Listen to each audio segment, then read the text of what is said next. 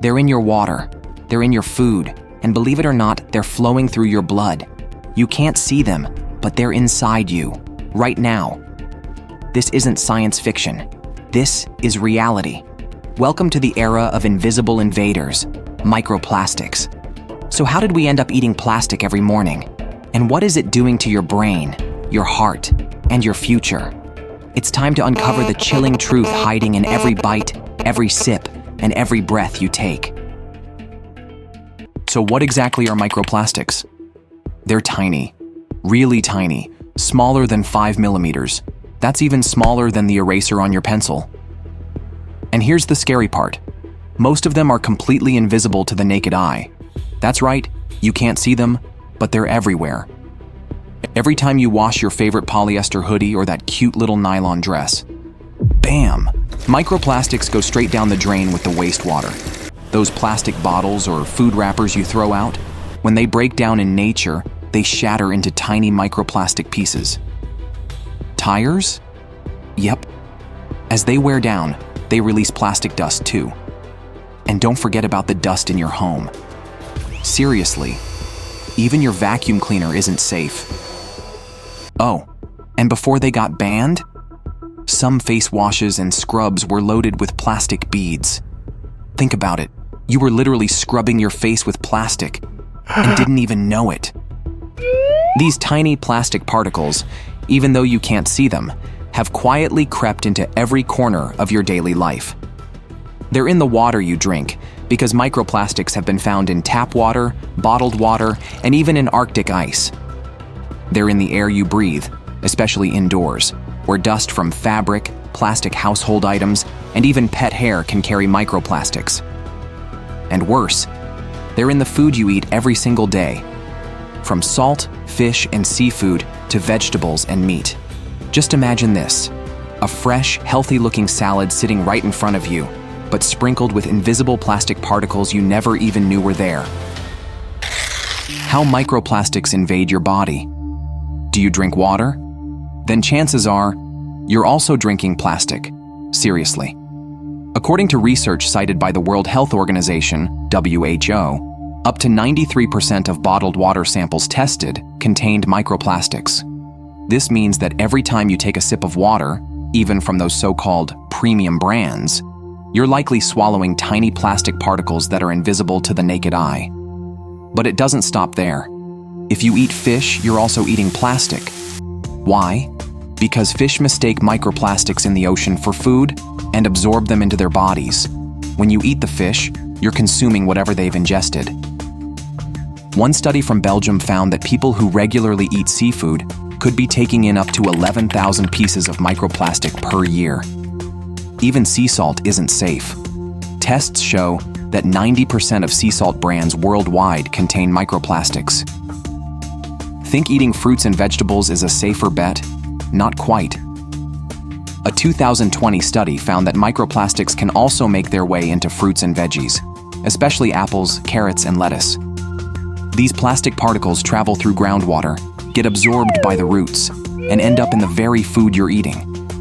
Sadly, even if you're not eating or drinking anything, you're still breathing in plastic. Yes, really. In big cities, it's estimated that people can inhale up to 11 microplastic particles per hour just from the air. Indoors, it can be even worse. Plastic fibers from carpets, sofas, curtains, and even your clothes are constantly shedding into the air you breathe every day. Recent studies have revealed an alarming reality. Microplastics are not only present in the environment, but have also made their way into the human body. Specifically, scientists have discovered microplastics in human blood, showing that these tiny particles can travel through the circulatory system. Even more concerning, microplastics have been found in the placentas of pregnant women, meaning that fetuses may be exposed to plastic even before they are born. In fact, microplastics have also been detected in human liver, kidney, and brain tissues. So, how can these tiny plastic particles breach the body's highly selective biological barriers?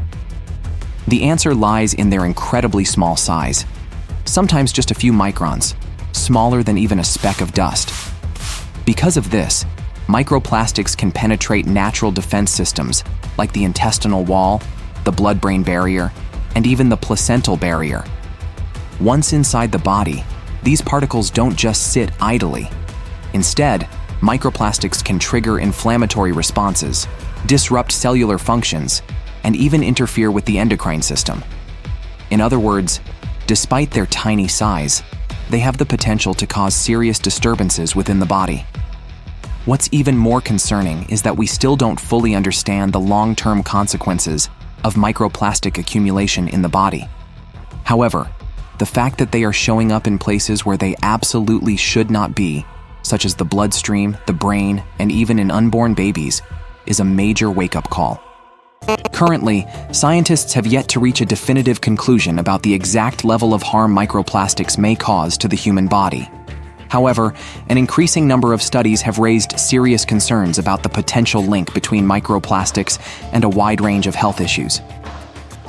First of all, microplastics are believed to trigger chronic low-grade inflammation in the body, a factor known to increase the risk of cardiovascular diseases such as atherosclerosis, high blood pressure, and even stroke.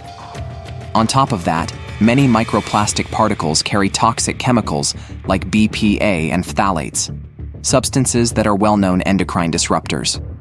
Over time, their accumulation in the body may interfere with hormonal balance, potentially leading to impaired reproductive function in both men and women. Some early laboratory studies, mostly conducted on mice and human cells, have suggested that microplastics may cause damage to our DNA. If these tiny plastic particles truly disrupt the way cells repair DNA, then over time, this could increase the risk of genetic mutations. And as you probably know, such mutations can pave the way for serious diseases, including cancer. So, what should you do? The solution isn't hard. It may sound scary, but don't panic. The good news is, we can absolutely take action to minimize our exposure to microplastics, and it's not difficult at all. First, start by changing your daily habits. You can begin by using a glass or stainless steel water bottle instead of single-use plastic bottles. This isn't just good for your health, but also helps protect the environment. Next, avoid storing hot food in plastic containers, as high temperatures can cause plastic particles and harmful chemicals to leach into your food. Similarly, never put plastic containers in the microwave, not even once. Also, try to reduce your consumption of prepackaged foods and limit the use of plastic bags. Simple actions like bringing your own reusable shopping bag or choosing unpackaged fruits and vegetables can make a big difference over time. Don't forget to filter your tap water, especially if you live in a city where microplastics might be present in the water supply. Water filters with activated carbon or nanomembranes can significantly reduce this risk. And finally, the most important thing, raise awareness in your community. Share this information, inspire your family, friends, and those around you to take action together. Because real change doesn't come from just one person. It comes from an entire generation waking up and working together. If you found this video helpful, don't forget to hit the like button to support our channel. Share it with your friends and loved ones, and make sure to subscribe and turn on the notification bell so you won't miss any of our latest videos. Thank you so much for watching.